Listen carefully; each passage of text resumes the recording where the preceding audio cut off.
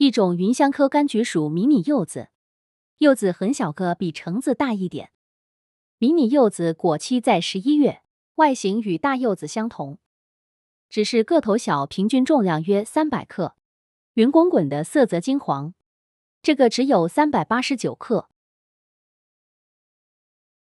一股淡淡的香味，好吃又可爱。扁圆形，长相甜美。既然长得这么好看，接下来就揭开它里面的神秘面纱，会不会给人一个惊喜？先撕开它包裹的一层外皮，外皮还是有点厚，厚颜无耻，但好彩果肉很多，很饱满。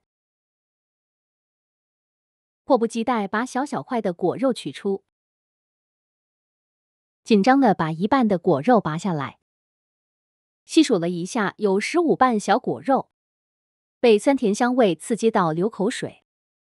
一瓣果肉约2手指大小，把它的薄衣拔开，里面就是果肉了。酸甜越来越浓烈，看到果汁含量也满满的，这样一口一个，吃起来过瘾。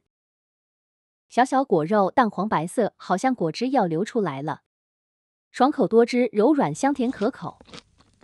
90多岁奶奶说连皮都好吃，我按奶奶的方法把果皮也做来试试。把柚子皮白色瓢囊刮干净，柚子皮放入水中洗净，拿点食盐擦拭果皮表面，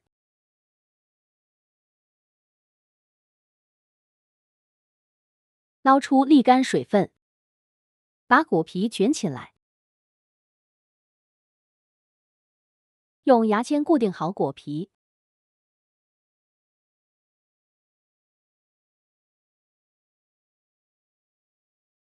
锅中水烧开后，把果皮放入水中焯水，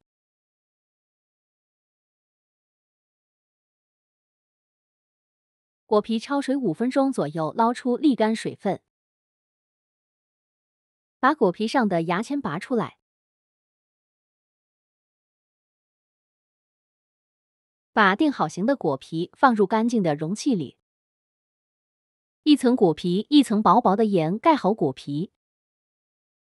这就是一种流行于民间的咸柚子果皮王，老少皆宜的一种民间养生美食，一年4季都可以享受的绝味小吃，效果好、作用大的一种养生食物。果皮装好食盐后，密封好容器盖子，常温保存1年就能吃了，可以用来泡水或者煲汤吃，味道一绝。